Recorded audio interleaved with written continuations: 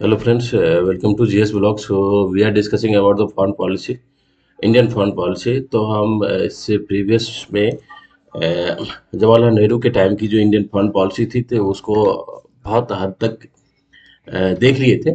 तो उसके बाद हम लोग स्टार्ट करेंगे कि जवाहरलाल नेहरू का 1964 में उनका अचानक निधन, डेथ हो जाने के बाद लाल बहादुर शास्त्री आते हैं। ठीक, वो पहले तो गुलजारीलाल नंदा थे अंत एंटरिम, लेकिन उसके बाद लाल अ,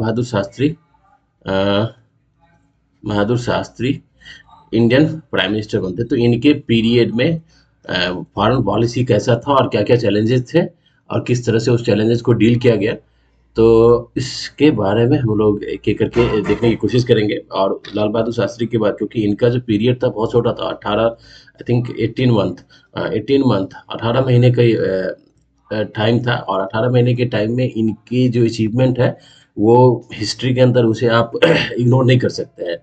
तो इनके बारे में देखेंगे जो भाई उस टाइम किस तरह का भारत का चैलेंजेस था, challenges in the sense of USA USSR के फ्रंट पे क्या था, फिर पाकिस्तान को लेकर क्या चैलेंज था, फिर चाइनीज को लेकर क्या चैलेंज था, फिर उसके बाद हम ये देखेंगे रिलेशन इंडिया का किस तरीके से था इन कंट्रियों के साथ। इसके अलावे जो नेहरू का लेगेसी था या जो नेहरू ने खड़ा किया था, जैसे कि नैम नॉन अलाइनमेंट मूवमेंट, तो उस समय इनका क्या रोल था और नैम का क्या फिर फ्यूचर हुआ आफ्टर द नेहरू, वो देखेंगे।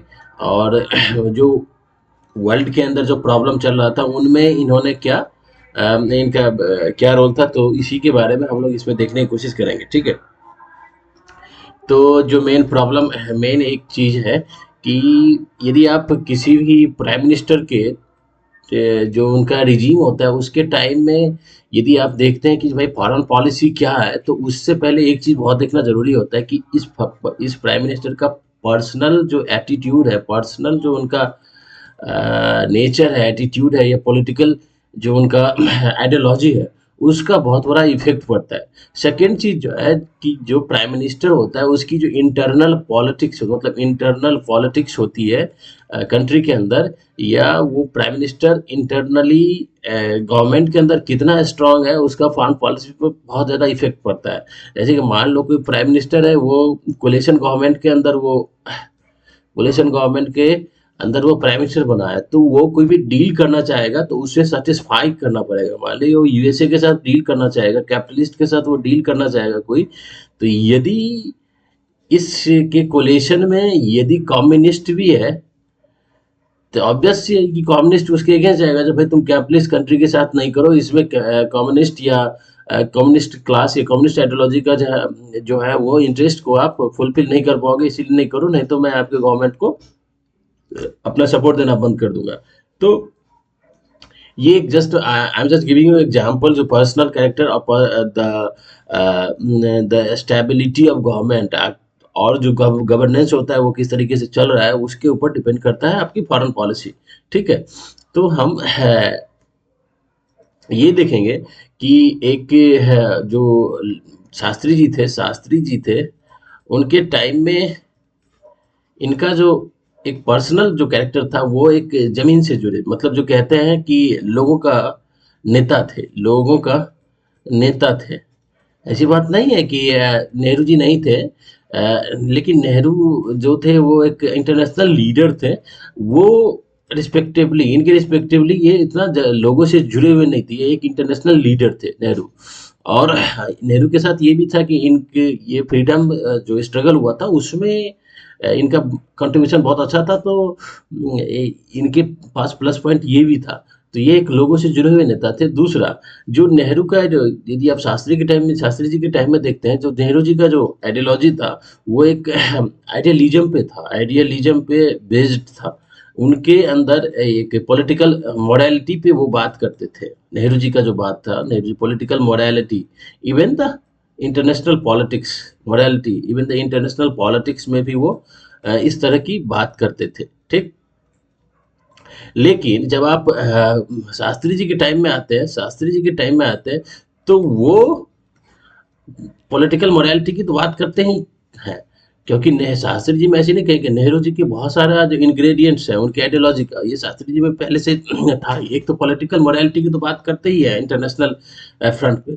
दूसरा जो शास्त्री जी ने इंक्लूड किया था आफ्टर द 1962, 1962 के बाद, 1962 के बाद, not even the Shastri ji but entire Indian think tank, ये पॉलिटिकल जो है राजनीतिक पॉलिटिकल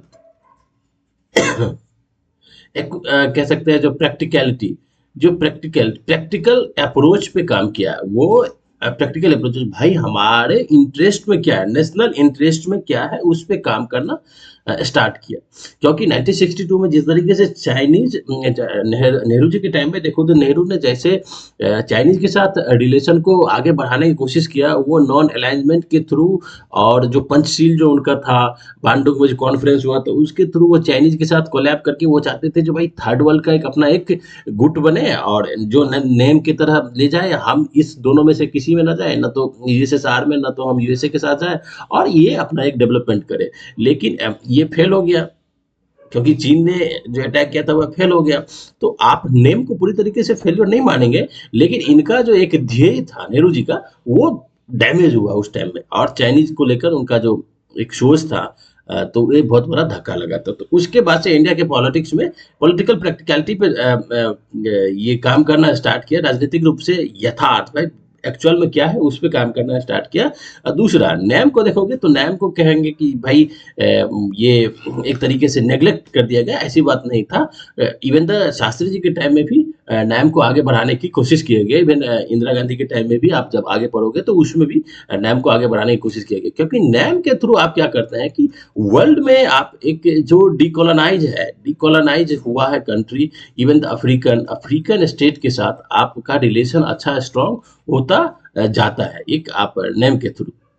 और नेम के थ्रू ये होता है कि आप जो ये डिकोलोनाइज कंट्री हो उसको एक ऑप्शन देते हैं, बिकॉज आप यदि नेम यदि नहीं रहता तो एक तो या तो वो यूएसए से हेल्प लेता या यूएसएसआर से हेल्प लेता, तो उसके पास यदि कोई कंट्री ऐसा होता जो भाई हम इन दोनों में से किसी के साथ नहीं जाना चाहते, तो उसके पास कोई एक ऑप्शन तो होना चाहिए। तो उस टाइम नेम एक बहुत बड़ा ऑप्शन था कि डिकोलोनाइज जो नया नया देश अभी कॉलोनी से हटा है, तो उसके पास एक बहुत बड़ा ऑप्शन था जो इसके थ्रू वो अपने डेवलपमेंट को आगे बढ़ाए, या पॉलिटिकल कमिटमेंट है या पॉलिटिकल आइडियोलॉजी है उसको आगे बढ़ाने की कोशिश करे, इन दोनों के दबाव में एक इनडायरेक्ट कॉलोनाइजेशन में न जाए। सो नैम का ये रोल था, यूएसए या यूएसएसआर के इनडायरेक्ट कॉलोनाइजेशन के अंदर न जाए, क्योंकि ये तो कहने के लिए था जब भाई ये दो ब्लॉक में है, लेकिन this is a indirect colonization ही था एक तरीके से यूएसए यूएसएसआर का, समझ गए। उस टाइम इनडायरेक्ट कॉलोनाइजेशन का फर्स्ट फेज मान सकते हैं, फर्स्ट फेज मान सकते हैं। देखिए जैसे कि ये ब्लॉक जब बनता है ना, ब्लॉक बनने के वजह से कि देखिए पाकिस्तान एक कंट्री है, उसका जो आप देखेंगे ये जो चाइनीज का सीपैक बना है, तो सीपैक बनने के बाद चाइनीज का क्या है कि भाई ये बलूचिस्तान वाले पार्ट को तो वो इनडायरेक्ट कॉलोनाइजेशन ही किया, इसीलिए तो बलूचिस्तान के अंदर जो पाकिस्तान के साथ लोग रहना नहीं चाहते हैं, इसके पीछे की यही रीजन है। तो भाई चाइनीज ने इसको इनडायरेक्ट कॉलोनी बना रखा है, यहाँ के जो रिसोर्स है उसको एक्सप्लोर करता है, और जो रिसोर्स से जो रेवेन्यू आता है वो पाकिस्तान क्या करता है, पंजाब प्रोविंस में खर्च करता है। तो यहाँ के लोग समझे, तो इस लोग ये इसका अगेंस्ट जा रहे हैं। तो this is the whole process. तो शास्त्री जी के टाइम में भी नैम को आगे बढ़ाने का काम किया गया था, ठीक। अब हम जब देखेंगे, जब शास्त्री जी के बारे में एक बार ये कहा जाता है कि उस टाइम में एक रेल एक्सीडेंट हुआ था, तो सबसे पहले वही एक प्राइम मिनिस्टर थे जो उन्होंने उसकी पूरी जिम्मेदारी लेते हुए वो अपने पद से इस्तीफा दिए, रेल मिनिस्टर थे, पद से इस्तीफा दिए, ठीक। अब देखिए हम चैलेंजेस पे बात करते हैं, जो उस टाइम शास्त्री जी के टाइम में क्या क्या चैलेंजेस था। देखिए एक चैलेंजेस तो था इंटरनेशनल पॉलिटिक्स के अंदर, ये था पहले कि भाई चीन से जो इंडिया को 1962 में एक डिफीट मिला था, एक तरीके से हारे थे, तो ये एक इससे उबरना और भाई अपने आप को एक strong banana, military and defence and military के फ्रंट पे स्ट्रांग बनाना एक चैलेंज था। दूसरा चैलेंज यदि देखोगे तो ये था जो भाई इकोनॉमिक फ्रंट पे इंडिया को जो प्रॉब्लम है, जिसमें कि हम चाहते हैं कि भाई हम सेल्फ डिपेंडेंट बने, हम इंडस्ट्रियलाइजेशन को आगे बढ़ाएं, उसके बाद हम टेक्नोलॉजी को आगे बढ़ाएं, टेक्नोलॉजी को लेके आए, ठीक। तो इस सब के लिए हमें किसी फॉरेन पार्टनर की जरूरत था, क्योंकि we are not capable to deliver such kinds of goods. तो हमारे पास उतनी कैपेबिलिटी नहीं था उस टाइम। तो हमारे एक फॉरेन पार्टनर्स की जरूरत थी। अब फॉरेन में दो ही शक्ति था। एक शक्ति तो हो गया कि यूएसए। यूएसए के अंदर आप देखोगे तो ब्रिटेन ब्रिटेन सब आ जाता है। अब ब्रिटेन उस टाइम आप नहीं मान सकते, क्योंकि सेकेंड वर्ल्ड वॉर से ब्रिटेन निकला ही था, तो ब्रिटेन उतना उस टाइम स्ट्रांग नहीं था। लेकिन यूएसए था। दूसरा क्या होता है, यूएसएसआर था। तो भाई इससे हमें हेल्प की जरूरत थी, जो भाई ये हमें इकोनॉमिक फ्रंट पे हेल्प करे।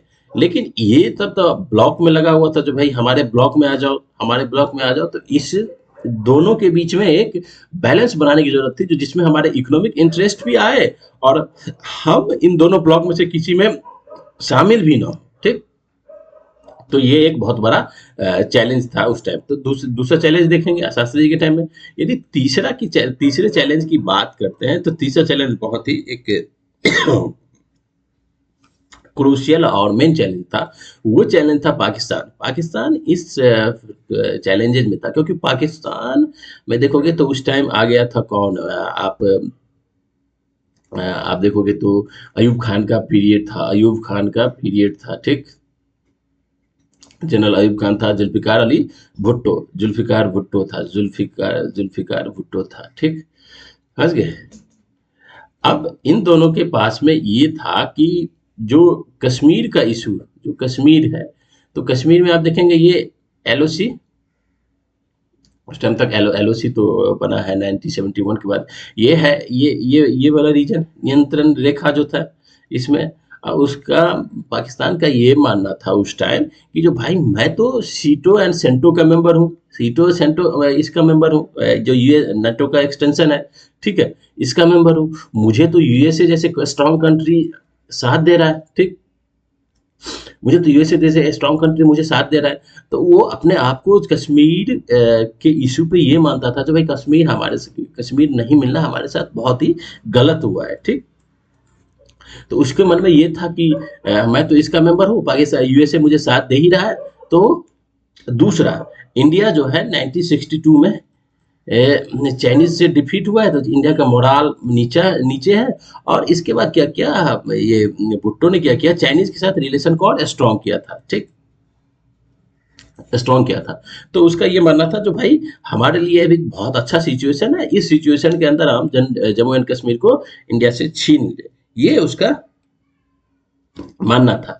इसी टाइम उसने ये किया था, जो चाइनीज को जो ये सस्कजाम वैली है, ये वाला जो रीजन है, जब जब देखोगे मैप, तो यहाँ पे सस्कजाम वैली है, ये चाइनीज को जो दिया पाकिस्तान, ये इसी टाइम में दिया था।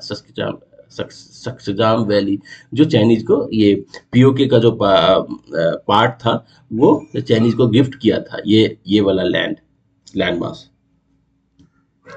समझ गए। दूसरा ये था कि पाकिस्तान इसके लिए ये चाहता था कि यहाँ पे तो एक हम यूएसए का मुझे समर्थन है, दूसरा चाइनीज का भी हम समर्थन ले लिए, तीसरा वो था कि जो भाई जितने भी मुस्लिम कंट्री है इधर अरबियन वर्ल्ड में, उस मुस्लिम कंट्री को हम एक पोलराइज करके अपने पक्ष में कर ले, तो एक हमारा गुट और स्ट्रांग हो जाएगा। तो वो कुल मिला के इसी संदर्भ में वो आप देख सकते हैं, जो ओआईसी है, organisation of Islamic country, OIC का जो मीटिंग स्टार्ट हो गया था, और ओआईसी का वो एक तरीके से ध्वजवाहक बन के उस टाइम उभर रहा था। भाई मुस्लिम कंट्री में अपना एक अपना धाक बनाने की कोशिश कर रहा था, और वो चाहता था कि भाई हम इंडिया को यहाँ पे फ्रेंडलेस बना देंगे पूरे एशिया के अंदर, और इधर यूरोप तो है ही नहीं, तो इंडिया को एक तरीके से हम अलग थलग कर देंगे वर्ल्ड की डिप्लोमेसी में, वर्ल्ड के लेवल पे ये कर देंगे। तो इसलिए ओआईसी का वो मीटिंग करवाया, ओआईसी के साथ वो सब स्टार्ट हुआ। ठीक है, चलिए चैलेंज हम अभी यहाँ तक बात किए हैं। अभी हम इस वाले मैटर, पाकिस्तान वाले 1965 वाले को हम अभी पूरे तरीके से डिस्कस नहीं करेंगे। 1965 का जो वॉर है नेक्स्ट में हम डिस्कस करते हैं चैलेंज में, और हम बात करते हैं। ये तीसरा चैलेंज हो गया। चौथा चैलेंज देखोगे तो 1964 में क्या हुआ कि चाइनीज ने क्या किया कि न्यूक्लियर एक्सप्लोजन किया था। ठीक। और चाइनीज न्यूक्लियर कंट्री बन गया था, न्यूक्लियर कंट्री बन गया।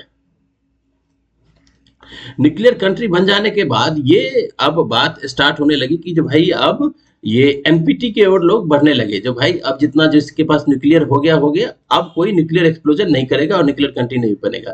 तो इंडिया के ऊपर एक तरीके से एनपीटी का जो बैकग्राउंड है वो स्टार्ट हो गया था। क्योंकि यदि आप देखोगे तो जो आपका न्यूक्लियर पावर प्लांट था, जैसे कि तारापुर पावर प्लांट है उस टाइम, या राजस्थान के अंदर रावत भाटा था, रावत भाटा, ये सब प्लांट जो थे, उस प्लांट में आपको जो न्यूक्लियर फ्यूल आता था वो वेस्ट से मिलता था, लेकिन वेस्ट ये देना बंद कर दिया था। इसके पीछे एक ये भी रीजन था कि भाई इंडिया के ऊपर प्रेशर डाला जाए कि भाई किसी तरीके वो न्यूक्लियर एक्सप्लोजन ना करे और ये करे, और इंडिया की एनर्जी डिपेंडेंसी को प्रॉब्लम में डाल दें, जिससे कि इंडिया के ऊपर प्रेशर पड़े।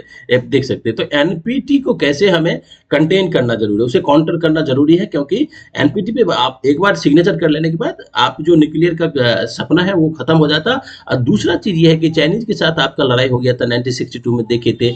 उसके बाद आपका जो दुश्मन है वो एक ऐसा हथियार बना लिया है जिससे कि वो कभी भी आपको जितना चाहता है वो डैमेज कर सकता। तो ये इंडिया के लिए बहुत बड़ा चैलेंज हो गया था कि जो भाई चाइनीज के पास तो न्यूक्लियर है, अब हम क्या कर सकते हैं।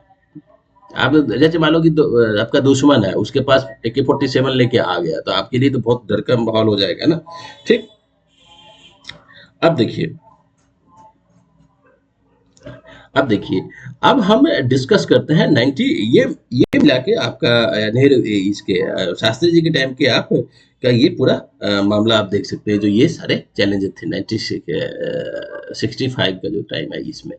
अब देखिए, अब हम बात करते हैं जो 1965 का जो वॉर था, उस वॉर सिनेरियो के बारे में बात करते हैं और क्या क्या हुआ था इसमें। इससे पीछे आप यदि देखोगे तो शेख अब्दुल्ला को छोड़ दिया गया था कब?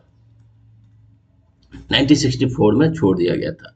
और शेख अब्दुल्ला का जो पहले का जो उसका एटीट्यूड था, शेख अब्दुल्ला का पहले का एटीट्यूड देखेंगे, जो कि जिस टाइम जब इंस्ट्रूमेंट ऑफ एक्सेशन पे जो हरि सिंह था, या उससे हम सिग्नेचर करवा रहे थे, इंडियन गवर्नमेंट सिग्नेचर करवा रहा था, और जो हमारे पॉलिटिकल लीडर थे वो शेख अब्दुल्ला को एक लीडर मानते थे जम्मू एंड कश्मीर का, जो भाई ये जम्मू एंड कश्मीर को डेमोक्रेसी लेके आएगा और इसको डेवलपमेंट करेगा, आगे बढ़ाएगा। ठीक, लेकिन शेख अब्दुल्ला के एटीट्यूड में उस टाइम परिवर्तन ये आ गया कि वो चाहता था या तो हम इंडिपेंडेंट हो जाए, या पाकिस्तान उसे या पाकिस्तान के साथ वो जाए, इस तरह का एटीट्यूड आ गया था। इसीलिए आप देख सकते हैं कि जो 10 साल के लिए जो नजरबंद किया गया था ये।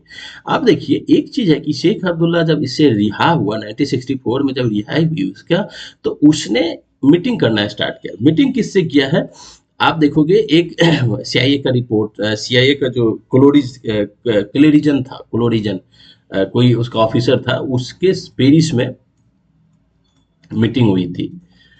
किसके किसके बीच में? शेख अब्दुल्ला, ठीक, यूएसए का और पाकिस्तान, इस सब के बीच में मीटिंग हुआ था। और देखिए मीटिंग में क्या हुआ था कि भाई मीटिंग में ये हुआ था, शेख अब्दुल्ला के से मीटिंग जो हुआ था उसमें ये था कि यदि पाकिस्तान क्या करेगा इधर से जम्मू एंड कश्मीर में, मैं आपको दिखा रहा हूँ, पाकिस्तान क्या करेगा, ये पीओके वाला पार्ट है, ये पाकिस्तान क्या करेगा इधर से, ये जो उसका गुरिल्ला वाला है, जो कबीलाई है, उसको यहाँ भेजेगा, जो टेररिस्ट आज के टाइम में जिसको टेररिस्ट बोलते हैं, उसको यहाँ भेजेगा, और ये जम्मू एंड कश्मीर में जगह जगह पे क्या करेगा, डिस्टर्बेंस करेगा। अरे डिस्टर्बेंस करेगा तो इससे क्या हो जाएगा, पूरा जम्मू एंड कश्मीर डिस्टर्ब हो जाएगा। जब डिस्टर्ब होगा तब हम क्या करेंगे, इधर से अपना आर्मी भेज देंगे। जो प्लान है वो बात बता रहे, हम आर्मी भेज देंगे। आर्मी भेज देने के बाद क्या करेंगे, हम लोग इस श्रीनगर को पूरा कंट्रोल कर लेंगे। और शेख अब्दुल्ला को बोला गया कि आप तो वहां के लीडर हैं ही, पॉलिटिकल लीडर हैं ही, तो जनता तो आपके साथ है ही, ठीक, तो जनता किसी भी तरीके का रेबेलियस ना हो वहां पे, उसको कंट्रोल आप कीजिएगा। चलिए ठीक, तो ये मीटिंग तय हो गया था 1964 के बाद, ये मीटिंग तय हो गया था, ठीक है। पेरिस में जो मीटिंग हुआ था। अब देखिए, अब क्या होता है कि इसी दौरान इसके लिए पाकिस्तान ने क्या किया कि 1965 में जिसको बोलते हैं एक तरीके के लिटमस टेस्ट ये था कि वो क्या किया कि अपने कच्छ के रन में वो इंडिया के ऊपर अटैक किया। और उसका ये मानना था, पाकिस्तान का ये था कि जो भाई अभी जो पॉलिटिकल लीडरशिप है वो बहुत कमजोर है, कमजोर है।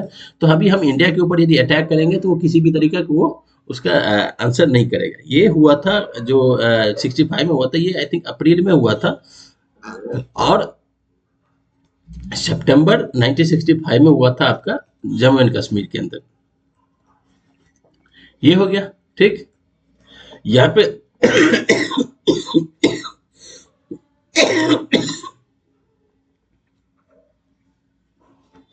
यहाँ पे जो था यहाँ पे सितंबर 1965 में उसने जम्मू एंड कश्मीर में ये किया, हमला किया। अब देखिए पाकिस्तान का ये कहना, पाकिस्तान के जो मन में जो उसने इक्वेशन बना रखा था, पाक का ये इक्वेशन था कि भाई हम यदि, पाक का इक्वेशन ये था कि हम यदि इंडिया के ऊपर इधर से यदि अटैक करते हैं, इधर से अटैक करते जम्मू एंड कश्मीर में, तो इंडिया इसका आंसर कहाँ पे देगा? इंडिया यहाँ इसका आंसर देगा कहाँ पे? इसका आंसर देगा पूर्वी पाकिस्तान के अंदर। इंडिया यदि इसका आंसर पूर्वी पाकिस्तान में देगा, तब हम चाइनीज के साथ हमारा हो ही गया है, तो चाइनीज को हम बोलेंगे जो तुम इधर इधर अटैक करो इंडिया के नॉर्थ ईस्ट में, तो सिक्किम को वो एनेक्स कर लेगा, सिक्किम को वो एनेक्स कर लेगा। तो ये उसका इक्वेशन मानना था, और यूएसए भी ये मान के चलता था तो भाई इसी तरीके से काम होगा। तो यूएसए का अपना इक्वेशन ये था कि जो भाई जैसे ही चाइनीज इसमें अटैक करेगा, हम आ जाएंगे बीच में आ जाएंगे, और फिर इंडिया से जबरदस्ती क्या करेंगे, यहाँ से जनमत संग्रह करवा लेंगे, रेफरेंडम प्लेबिसाइड जो भी है ये सब हम यहाँ पे करवा लेंगे जम्मू एंड कश्मीर का, इसके मुद्दा को खत्म कर देंगे, और हम पाकिस्तान को एक तरीके से अपना सदस्य बना लेंगे। यदि हम इस रीजन को यदि हम पाकिस्तान लेके आ जाता है, पाकिस्तान कंट्रोल कर लेता है, और यदि यूएस, क्योंकि पाकिस्तान यूएसए का पार्ट, मतलब यूएसए का एक एलाइड था उस टाइम, तो इससे क्या होगा कि हम communist country, even the Chinese Chinese पर हमारा डायरेक्ट कंट्रोल रहेगा, यहाँ से एक कम्युनिस्ट कंट्री पर यहाँ से कंट्रोल रहेगा, और यहाँ से डायरेक्ट हम, क्योंकि उस टाइम जो था यहाँ पे अफगानिस्तान हो गया, तो इससे हम इधर का जो भी है यूएसएसआर है इधर, ये दोनों कम्युनिस्ट कंट्री पे हमारा नजर डायरेक्ट रहेगा। तो यूएसए का ये मानना था, समझ गए। लेकिन इसका उल्टा क्या हो गया कि इंडिया ने क्या किया, जैसे ही पाकिस्तान ने उस पर अटैक किया, तो इंडिया ने क्या किया, यहाँ कच्छ के रण पे अटैक किया, फिर उसके बाद यहाँ पे किया, इंडिया ने क्या किया, अपना एक थर्ड फ्रंट खोल दिया। अब जो युद्ध का मैदान था वो बन गया पाकिस्तान के पंजाब प्रोविंस। ये पाकिस्तान का भी सोचा ही नहीं था, जब पाकिस्तान का पंजाब प्रोविंस ये युद्ध का मैदान बन गया, जो कि पाकिस्तान का भी सोचा ही नहीं था। दूसरा, चाइनीज को जो उसका आंकना था, चाइनीज को जो आंकना था, तो वो चाइनीज को अच्छे तरीके से आंकना नहीं पाया, क्योंकि चाइनीज कभी भी किसी के दूसरे के फटे में पैर नहीं डालता है, उसको पता है जो उसको क्या करना है नहीं करना है, उसका क्या इंटरेस्ट है।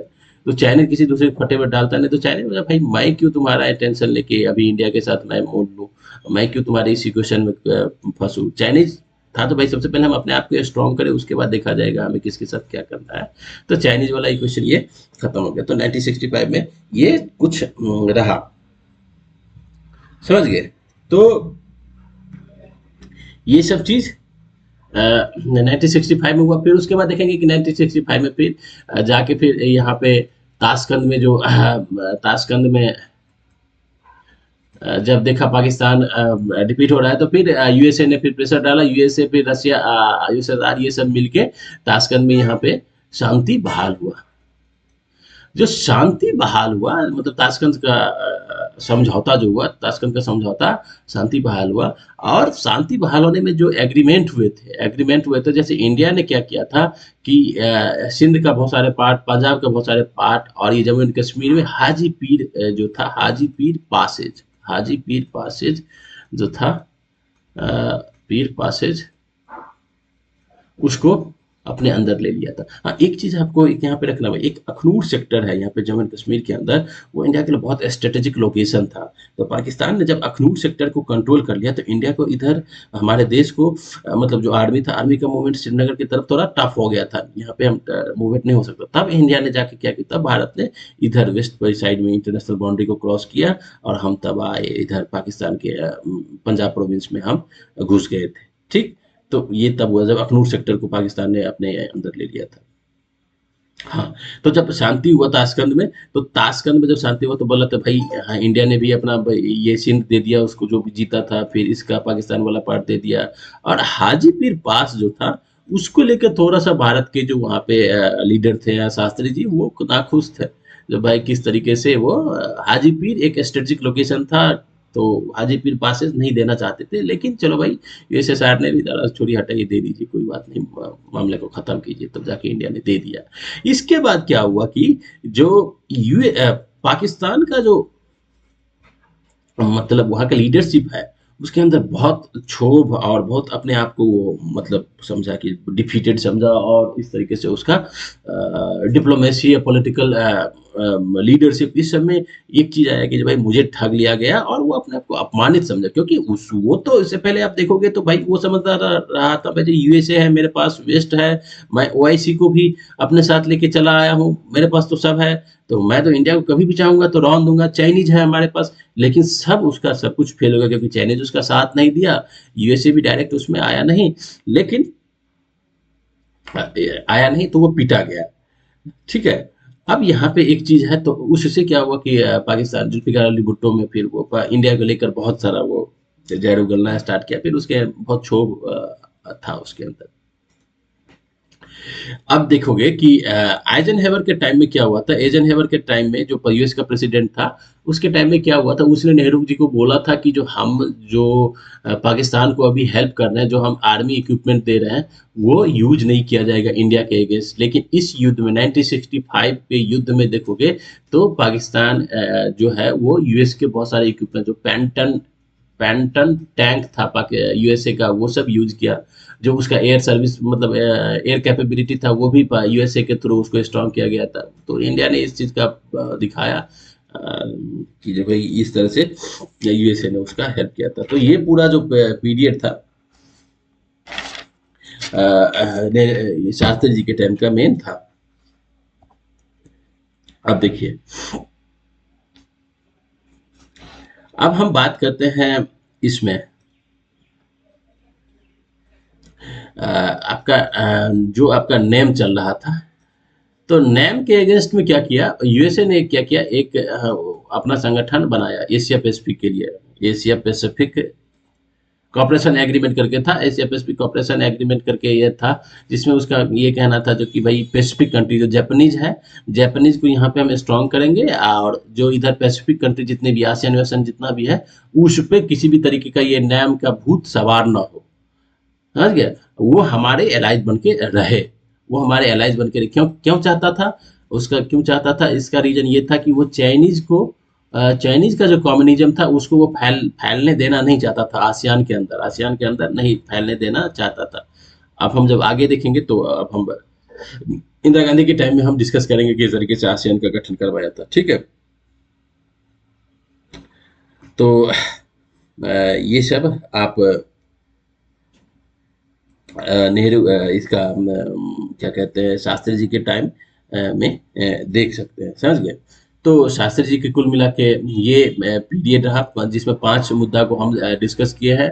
एक चीन को लेकर, तो चीन को लेकर, तो चीन को काउंटर करने के लिए भाई हमें इकोनॉमिक और डिफेंस इस दोनों का स्ट्रॉन्ग करना जरूरी था। इसके लिए हमें वेस्ट का मदद चाहिए, तो वेस्ट की मदद करने के लिए हम फिर वेस्ट से हेल्प करने के लिए हमें इस दोनों ब्लॉक में से दोनों के साथ रिलेशन बना के रखना है। एक तो ये था, दूसरा पाकिस्तान को लेकर जो चैलेंज था ये था, तीसरा भाई चाइनीज ने एनपीटी न्यूक्लियर कंट्री बन गया है, तो उसको कैसे काउंटर करना है ये था।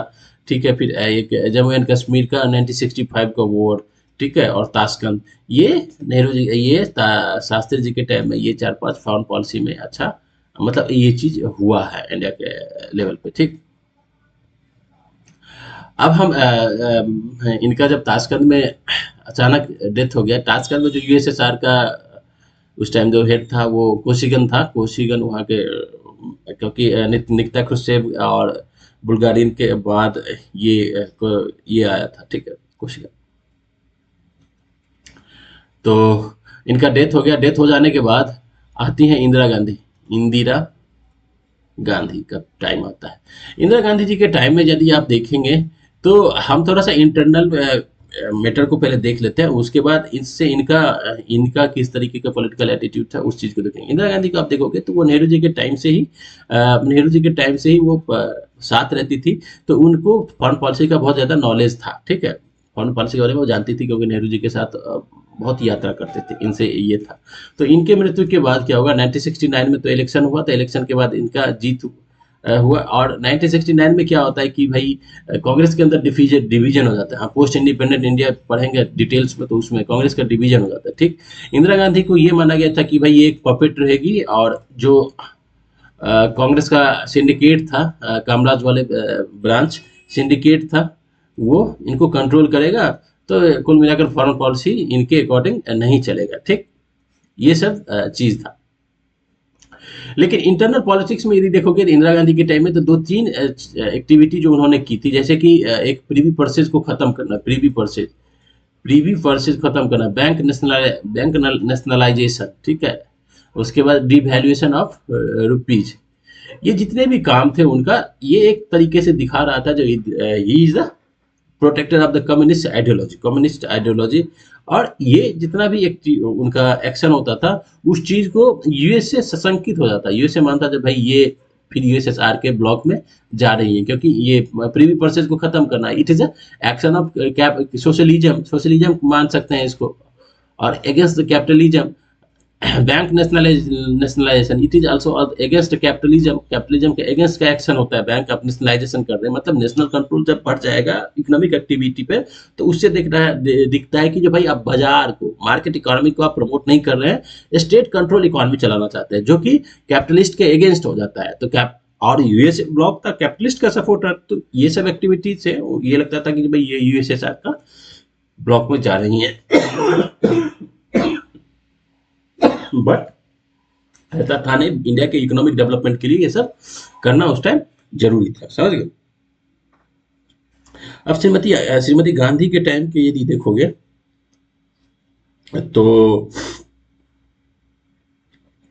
उनके साथ जो फॉरेन पॉलिसी के लेवल पे जो चैलेंजेस था, वो चैलेंजेस को हम देखते हैं। देखिए, एक चैलेंज तो ये था कि भाई हमें चीन, पाक, एक चैलेंज तो ये था, एक फ्रंट तो ये था। दूसरा फ्रंट यदि देखोगे तो उसको उनका ये था, जब भाई यूएसए एंड जो वेस्ट है उसको, और प्लस यूएसएसआर, इस दोनों के बीच में किस तरीके से हम मतलब एक अच्छा संबंध बना के रखें, और इससे हम इकोनॉमिक इंटरेस्ट को आगे बढ़ाएं, ठीक। इकोनॉमिक इंटरेस्ट को आगे बढ़ाएं, ठीक। एक तो ये था। अब वो आप पढ़े होंगे कि यूएसए ने गेहूं भेजा था, हरित क्रांति, पोस्ट इंडिपेंडेंट जब पढ़ेंगे उसको हम देखेंगे बढ़िया से, ठीक। तो ये था। और तीसरा था कि भाई नेम जो है उसको भी जिंदा रखा जाए, उसको भी आगे बढ़ा जाए। तो मेन कुल मिलाकर यही था, जो इकोनॉमिक इंटरेस्ट को आगे बढ़ा जाए, ये कैसे किया जाए, ठीक है। तो इनके लिए जो मेन एक चीज ये था कि भाई जिस तरीके से पाकिस्तान ने क्या किया था कि भाई आप अरेबियन वर्ल्ड के अंदर ओआईसी को लेके और अदर मुस्लिम कंट्री के साथ, वो मुस्लिम कंट्री के साथ अपना एक अपने आप को एक मुस्लिम कंट्री का लीडर बनाना, और मुस्लिम कंट्री का एक में इंडिया को बाहर धकेलना, मतलब पूरे अरेबियन वर्ल्ड से इंडिया को पीछे करने की कोशिश में लगा हुआ था। तो इंदिरा गांधी के टाइम में ये किया गया था कि भाई हम जितने भी मुस्लिम कंट्री का है उसके साथ हमें रिलेशन को स्ट्रॉन्ग करना है। उसके पीछे का जो रीजन ये था, एक तो रीजन ये था कि भाई हमें एनर्जी की सप्लाई होगी, यहाँ से एनर्जी की सप्लाई होगा। दूसरा ये था जो मुस्लिम, यदि देखेंगे तो मुस्लिम पॉपुलेशन इंडिया के साथ, इंडिया में बहुत है, तो उससे एक अच्छा मतलब एक भावनात्मक रिलेशन जुड़ेगा, ठीक। दो चीजें है। तो इसके लिए उन्होंने क्या किया कि जो अरब इजराइल चल रहा था, अरब एंड इजराइल का जो वो चल रहा था मुद्दा और वॉर जो चल रहा था, तो उसने अरब का और फिलिस्तीन का साथ दिए थे, फिलिस्तीन को साथ दिए थे। और इजराइल को हम, जबकि इजराइल को मतलब एज ए कंट्री हम इसको रिकॉग्नाइज कर गए थे, उसी टाइम रिकॉग्नाइज किए थे, लेकिन हमारा डिप्लोमेटिक रिलेशन जो है, जो रिलेशन है, वो कभी हमारा डिप्लोमेटिक रिलेशन उस टाइम कभी बिल्ड नहीं हुआ। हमने फिलिस्तीन को मतलब हरिक मतलब साथ दिए थे उस टाइम। लेकिन जब अरब इजराइल में आप देखोगे अरब इजराइल का जो इशू है, तो उस टाइम का मेन प्रॉब्लम ये था कि भाई पूरे अरब को इनडायरेक्टली यूएसए कंट्रोल करता था। यूएसए, समझ गए, यूएसए कंट्रोल, यूएसए दूसरा किसना, इजराइल यूएसए का अपना था, समझ गए। तो तो फिलिस्तीन के इशू पे होता क्या था कि डायरेक्ट जो कहते हैं फिलिस्तीन का पीएलओ का साथ देना, Palestinian liberalisation organisation, liberation organisation जो था, उसको कोई भी डायरेक्ट अरब कंट्री हेल्प करता नहीं था, केवल कहता था नहीं नहीं अरब के साथ गलत हो रहा है, इजराइल गलत कहता है, यही कह रहा है, यही कहता था। तो पीएलओ को कोई हेल्प करता नहीं था। जो डायरेक्ट हेल्प करता था दो ही कंट्री था, एक था इजिप्ट, दूसरा सीरिया। ये डायरेक्ट हेल्प करता था, जिसके साथ इसराइल का लड़ाई भी हुआ था। तो इस मुद्दे पे इंदिरा गांधी के टाइम में ये हुआ कि हमें पहले मुस्लिम कंट्री के साथ रिलेशन को स्ट्रॉन्ग करना है, ठीक।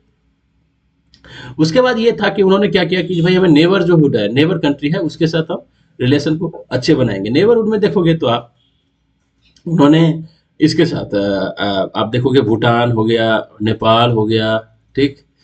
उसके बाद मालदीव हो गया, म्यांमार हो गया, म्यांमार हो गया, इसके साथ रिलेशन को स्ट्रॉन्ग किए। इसी में उन्होंने श्रीलंका के साथ भी स्ट्रॉन्ग किया रिलेशन।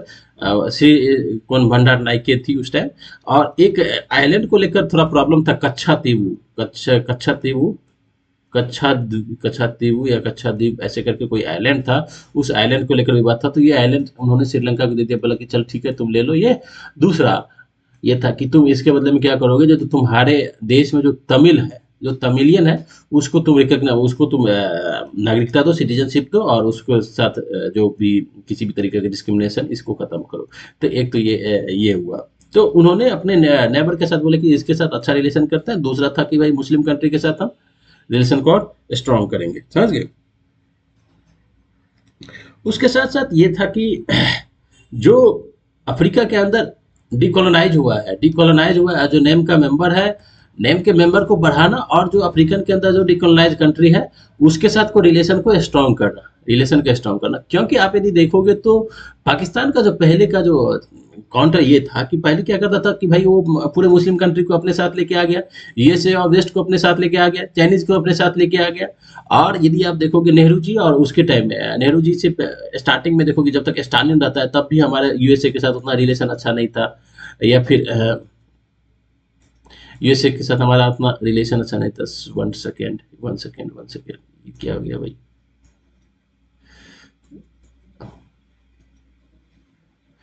एक मिनट, एक मिनट,